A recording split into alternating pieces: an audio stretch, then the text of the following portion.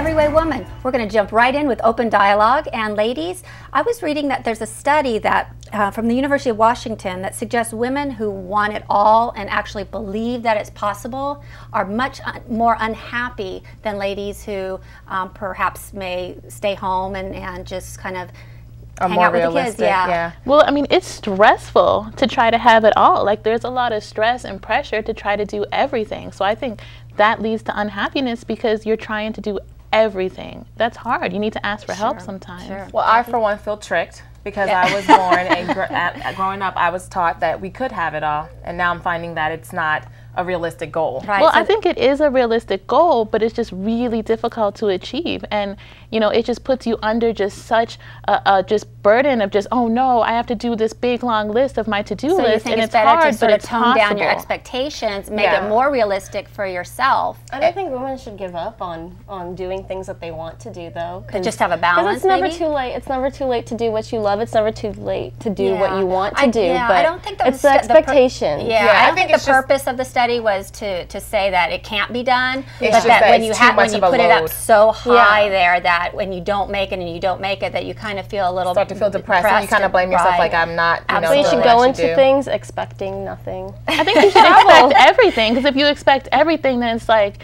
you know what, if you're reaching for just like the stars and the moon and everything up there, even if you don't get as high as you're trying to get, at least you'll get somewhere. But if you're expecting nothing, then you'll probably get nothing. Right. Well, I think you should keep a balance, be realistic. I think you should spread out your duties throughout the day between your kids, your husband, yourself. Like, it's just too much to be, to put that much pressure on you, because then on top of doing everything that we have to get done in a day, errands, work, and all the other stuff, and getting the kids to school, we also have to stay in shape. So and make reasonable goals. Exactly. Because you don't want to say, oh, I'm going to lose 10 pounds, in 3 days or something like that, because that's obviously not going to happen healthy-wise. Yeah. So you have to be important for the goals to be reasonable, but they need to be there. Like, you can't just say, well, it's too difficult to do everything, so I'll do nothing. Like, it's important to do something and to do as much as you possibly can. Right. So maybe short-term goals and long-term goals would be, more appropriate, and then just kind of don't reevaluate yourself too often. Yeah. And focus on, oh, I didn't get this done today, or I haven't done this yet, or I'm going to be 30. A lot of people are unhappy now, especially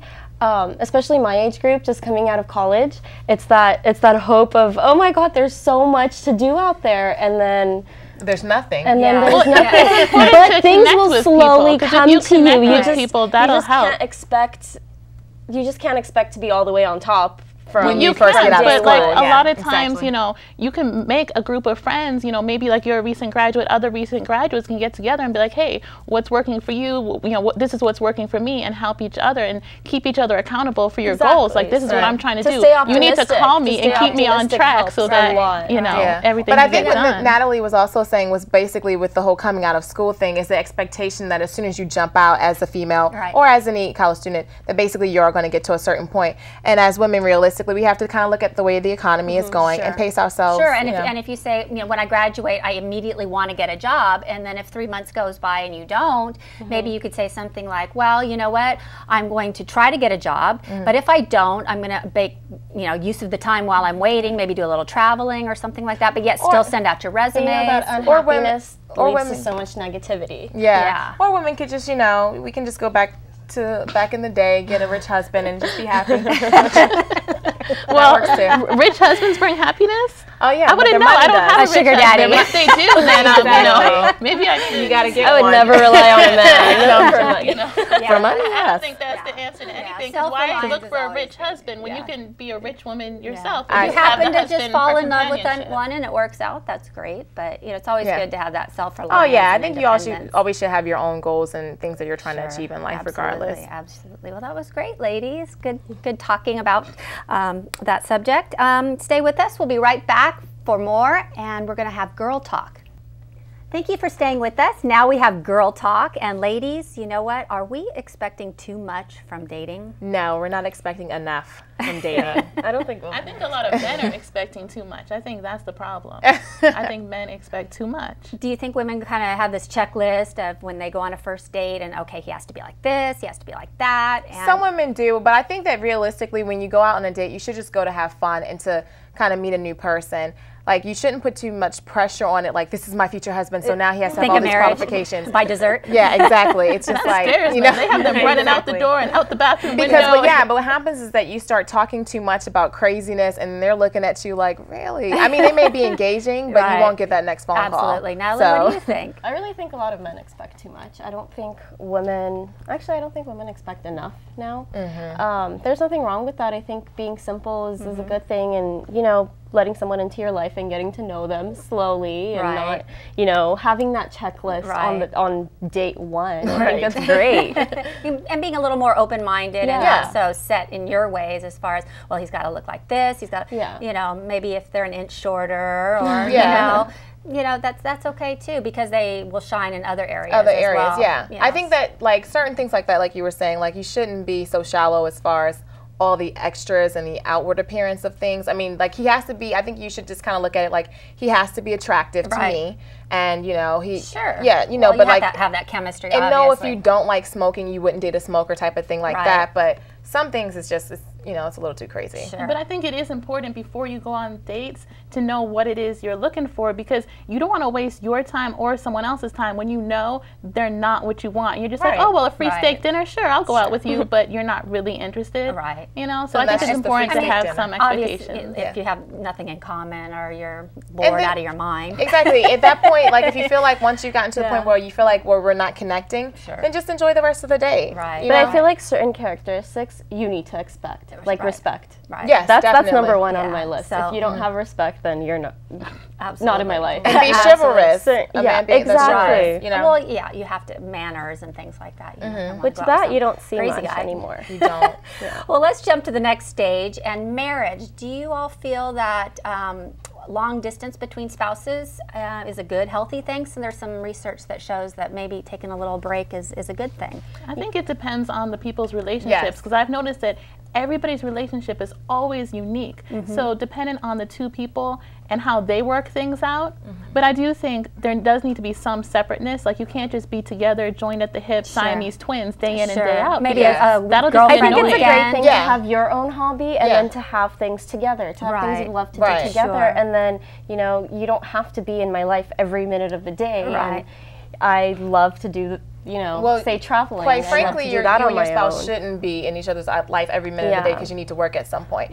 But I mean, unless you're working together, that's a different story. It's horrible. But I do agree. Like, I think a girl's getaway is good. You know, like to have different plans. You know, as far as vacations on a yearly basis, downtime and then some together time where it's just you guys and not the kids. Things like that to keep everything going. But I definitely think that if you're together every day, it's like And I think what you said about girl time is important, because I think it's really important for a man to have his man friends and a woman to have her woman friends, because you can't just go to your man every day with all your little problems at work and with your mom and your dad and everything, because he's going to be like, man, go talk to your girlfriend. You know, I mean, it's important to have other relationships besides just you and your man. You can't just go to him 24/7, because that's not what a man enjoys, I don't think. And some separation too, even if it's on the longer end, can kind of teach you or your husband some self-reliance. Maybe he'll have to cook his own dinner or take care of the kids for the weekend. Big shock, right? And then you too, you know, if he's gone for the weekend doing male things, and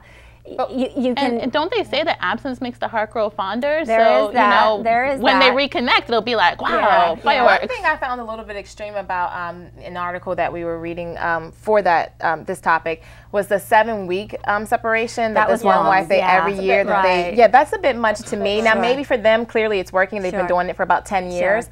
But for me, 7 weeks, there are things that I need. Suspicious. Why do you Well, it's not even suspicious. There's other needs that I feel like would not be taken care of if I'm apart from you for 7 weeks, and that's just not I don't know if we want to go there. Well, thank you, ladies. That was great. I had fun with that one. Don't go away. Coming up is our 2-minute blast, and you don't want to miss that. We're back with one of our favorite discussions, the 2-minute blast. Ladies, should a wife be checking her husband's email even if there's nothing? I don't think the husband should be hiding anything. I think, well, I've not married, never been, but I feel like if or boyfriend, you know, could be live-in boyfriend. Yeah, I mean, if you're in a really serious relationship, you've been together for a while, there should be no reason not to know each other's passwords, not to sneak behind their backs and check things, but just I feel like just in case there's an emergency and your life depends on getting into the email. Exactly. Exactly. What do you think? Well, I think that honestly, I think that there should be trust within the relationship. So typically when you're, I mean, you can have the passwords and everything, but if you're just going through scanning and reading the emails, it's something you'll find something. Yeah, well, you will. If you're looking for something, you'll find like an old friend just saying hi. Anything, and yeah. Like, and it's kind of like you're sitting there, you're looking for something, and that you know pretty much says that you don't trust who you're with, which means you really shouldn't be with that person. Kristina, what do you think? Well, I think that you shouldn't have to, you know, like you ladies were saying, you shouldn't have to go into somebody's email to snoop around and do suspicious things. They should just be open with it.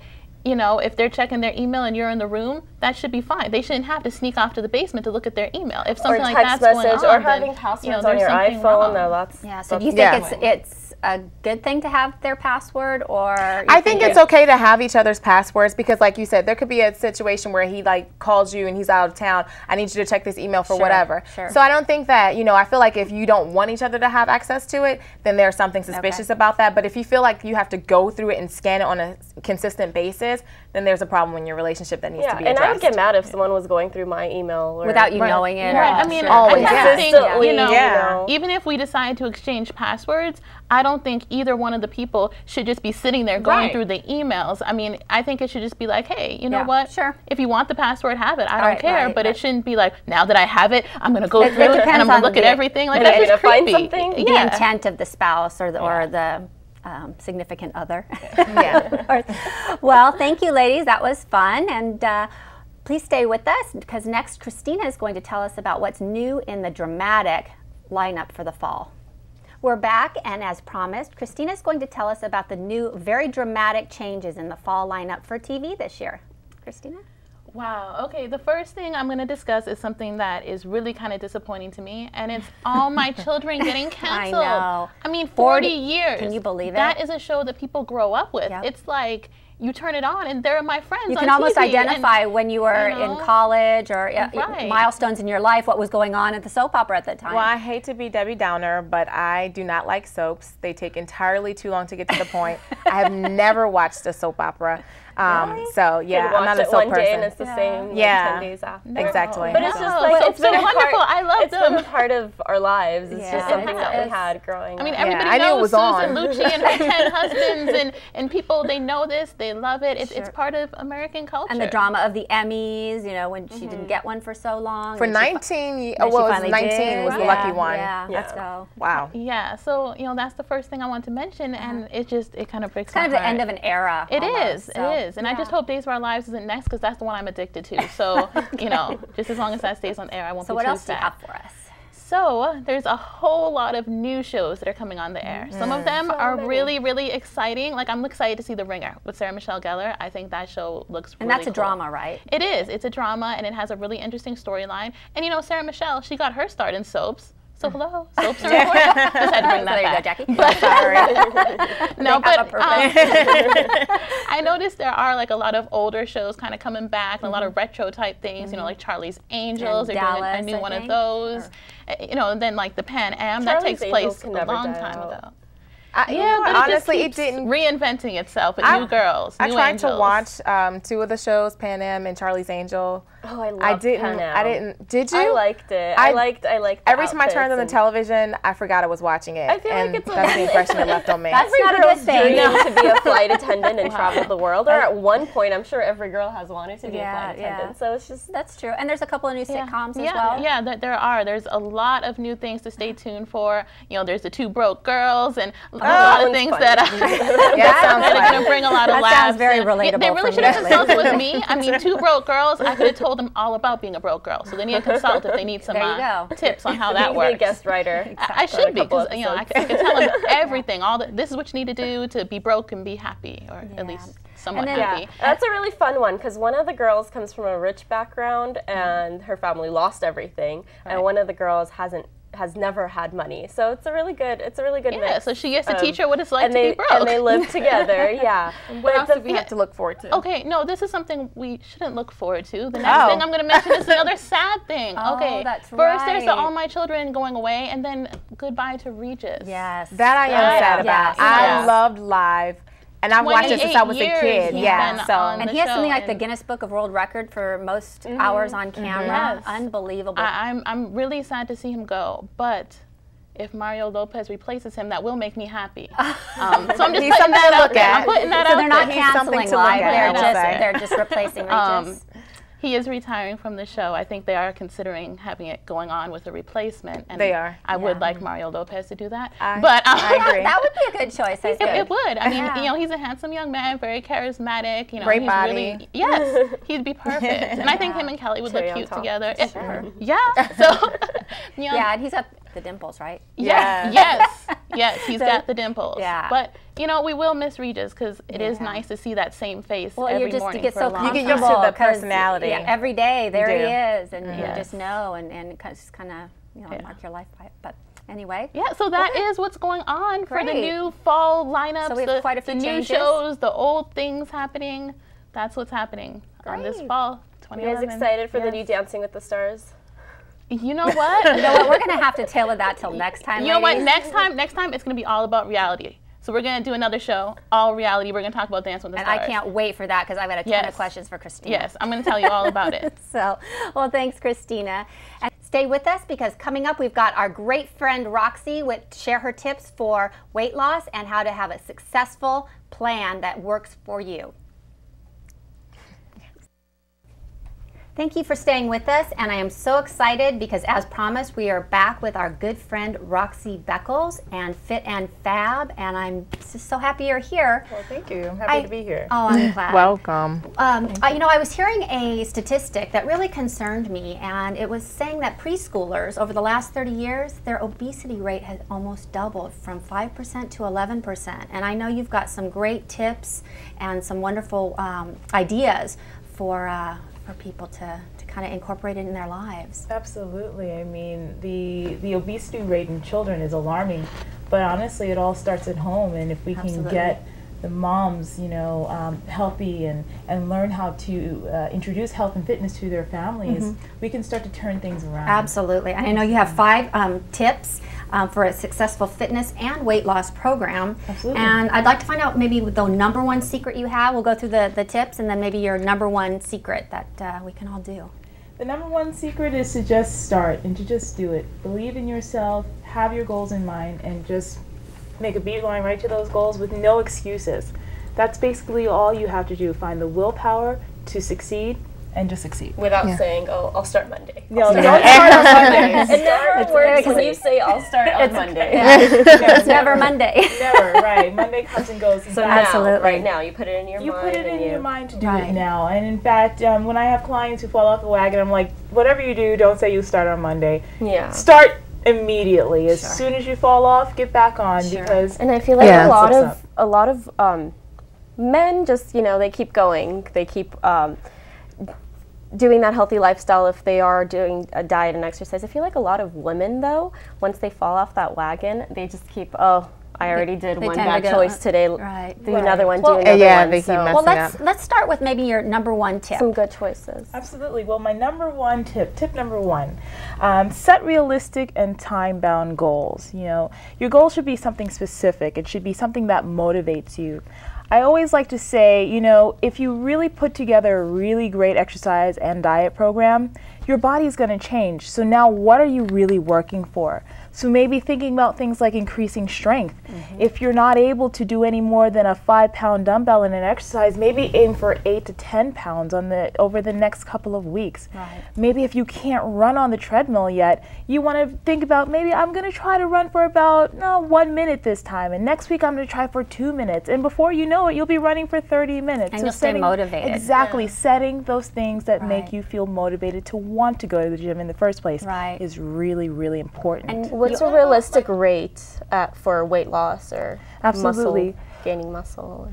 With weight loss, losing about 1 to 2 pounds a week is usually what's normal. If you're losing any more than that, you're probably losing a little bit more muscle than you are fat. So you want to be careful of that. Okay. However, most women are going to find that as soon as they start to change their diet and exercise program, the first week or two, you're going to drop a lot of weight. A lot of that is water weight. Slows down. And then it slows down to that normal 1 to 2 pounds a week. So just keep that in mind. Do not be a slave to the scale. I think that throws a lot of people off. Oh, okay. A question I had about that with dropping pounds. I also heard that circuit training is a little bit better than staying on like just saying I'm going to run for 10 minutes and staying at that same, run, that pace. Absolutely, yeah. Circuit training is a really great way to kind of get the body boosting as far as fat loss is concerned. Okay. And as far as the cardio machines, that's more called interval training, Oh, where okay. you would take the intensity up for, let's say, 30 seconds to a minute, I don't know, something that really challenges you, and then you bring it back down and rest for about a minute or two. Okay. And those numbers can be adjusted based on Right. your fitness Sure, level, sure. but those are all really important as well. Now, what's your second tip? My second tip is to schedule your workouts like any other appointment. Listen, if you're going to go to the doctor, you're going to schedule the appointment and you're going to keep it, right? Well, with your workouts, you want to think about doing the same thing. Fitness has to become a part of your lifestyle, and setting the appointment in your scheduler every single week on the days in which you plan to attend will help you to actually follow it and make you build your lifestyle around So your it fits exercise. in and it's something doable that Yeah. you already know Exactly. ahead of time that you can probably I feel like And one what of the about things the that importance- helps a lot is I teach group fitness classes. Yay, okay. So I feel like a lot of people come up to me and they're like, I had so much fun in your class, I schedule things around it. Right. So I feel like if you That's do good. find maybe one thing that you like, because a lot of people don't focus just on, like yeah. going Absolutely. or starting on their own. Right. Yeah, and Absolutely. maybe Having trying to that get out of one the gym class to go sometimes and not to. always being in the gym. Because some people like being out in the outside. Absolutely, absolutely. I mean, it's very important to find that variety, to find that thing that motivates Right. you, because we're all so different. You might like taking group exercise classes. I might like to just hit it hard and heavy in the gym. Right. You Yeah. might like to go run outside with a group. Sure. So finding those things that Right. motivate you are important. Which takes us to tip number 3. Absolutely. Tip number 3 would be to start off with modifying your diet and not completely restricting. Yeah. One of the hardest things for people is the eating. Right. It's like you I can know that is for me. That scares people when you tell them Yeah. can't. Right. Right, and you No should carbs. actually eliminate can't from your vocabulary. Right. When you say the words can't, you've already failed, Yeah. So thinking about modifying your diet instead and choosing things that are healthier alternatives to what you love, that you can still eat and still reach your goals is really important as well. And I always think it's fun to check out new stores for new veggies, and because there's some love farmers grocery markets shopping. and things like that Absolutely. that are really great places that you can get produce cheaper. Exactly. Yeah, and Eating- also eat in season when it comes to produce exactly. too. That's Eating healthy does not have to be expensive, so Right. definitely shop in Right, season. absolutely. Definitely find those farmers markets, because you'll get a better bang for your buck for those healthier choices. okay. Great. Number 4. Number 4, we kind of touched on number 4. Find various resources of inspiration for your workouts. Again, you might like to do one thing and someone else might like to do something else, but the important thing is to really find that thing that hooks into what you like. YouTube is a great source for finding exercise They ideas. have everything. They They have do. everything. You can Right. learn how to do form on different exercises. You can find new routines. Use it. It's free. Sure. Yeah. Absolutely. DVDs, Yeah. another resource as well. Yeah. Exercise classes. So get out there and explore. And then to kind of go into number 5, maybe find a friend that also Absolutely. likes the. Oh yeah. Exactly. Tip number 5, find an exercise buddy. And that buddy doesn't have to be a girlfriend. Sometimes your friends are busy, but if you have a significant other, what better way to build the bond of your relationship than Sure. through fitness and That's exercise? That's a good. great That's idea, right? Absolutely. So 'Cause you get- always say you don't have time for each other. Well, there you go. You can exactly. That's So true. that get in. them involved. Get your pets involved. Get the kids There you involved. go. And it's something to motivate you to make you get up and do what you need to do. Right. Sure, And if sure. you don't have anyone in real life that you can grab, look at online communities. There's hundreds of places where you can kind of Right, social groups, right, things like exactly, local contribute to what you're doing and have someone follow up with and have a group of people that push you on. Thank you so much. I know we can all Absolutely. use all of those. And Yeah. don't go Absolutely. away. We'll be right back when Roxie's going to demonstrate her 3 key moves. Don't go away. We're back with Roxie, but before we get started on your 3 basic moves, I'm dying to know what you've been up to since we last saw you. What have I been up to? Well, I just recently competed once again. Awesome. Yeah, I did the NPC Tournament of Champions, and I won the entire show. I won the overall title. That's fantastic. Thank you. Yeah, it was a really great honor and victory. It was actually the first show I'd done in 2010, so to come back and win that same show was a real treat. Oh, That's awesome. well, you look fantastic. So Thank you very much. Congratulations on that. Thank you. And now how can we look just like you? What'll get you on the road to looking just like me? I've got 3 really great moves I'd like to share with everyone today. And the first move that we're going to do, you know, a lot of women talk about abs and they want that 6-pack. Well, 6-packs are actually built in the kitchen with how you're eating, but to get that stomach nice and tight through exercise, I've got a great dynamic core exercise called the cross crawl. So what you're going to do, you're going to start with your feet about shoulder or hip width apart, and you want those arms up nice and high, about shoulder width apart. And it's a very simple move. All you're going to do is bring the opposite arm and leg in with a slight crunch in the stomach, and then bring it right back down again. So it's straight in and right back out. Now I love this one because you're gonna really feel like the abs are burning when you get a lot of reps in there, but also it's gonna force you to work on balance, you know, and it's also gonna get your heart rate up as well. So it's one of those bang for your buck exercises. And you wanna try to really move your body as one unit, because when you're moving everything as one unit, instead of just doing, let's say, crunches and sit-ups and stuff like that, you really get to get the full development of the body, and that's what we want. Biggest bang, least amount of time. So that's exercise number 1. Okay. Awesome. Okay. Exercise number 2, every woman wants nice legs and butts, right? Absolutely. So we're just going to do some squats, all right? Saw your My face on favorite.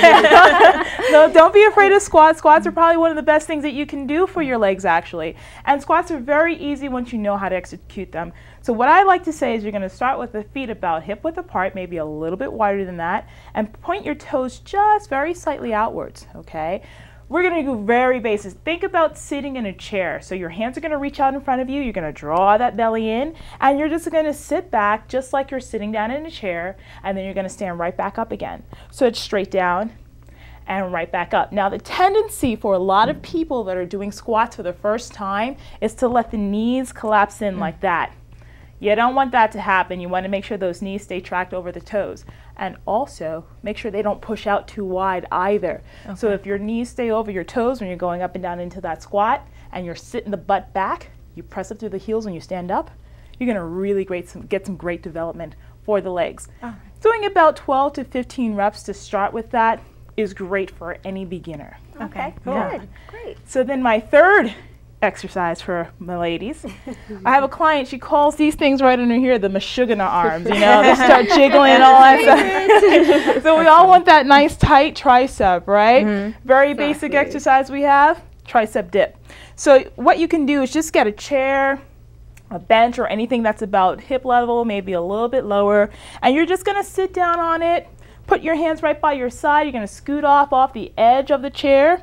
You're going to bend your elbows down. Now, as you bend, you want to think about bending them to a 90-degree angle. And then you're going to press straight up again, all right? And when you press up, you really want to feel like you're getting those triceps back there, right in here, nice and long. So it's, once again, straight down and bringing it right back up.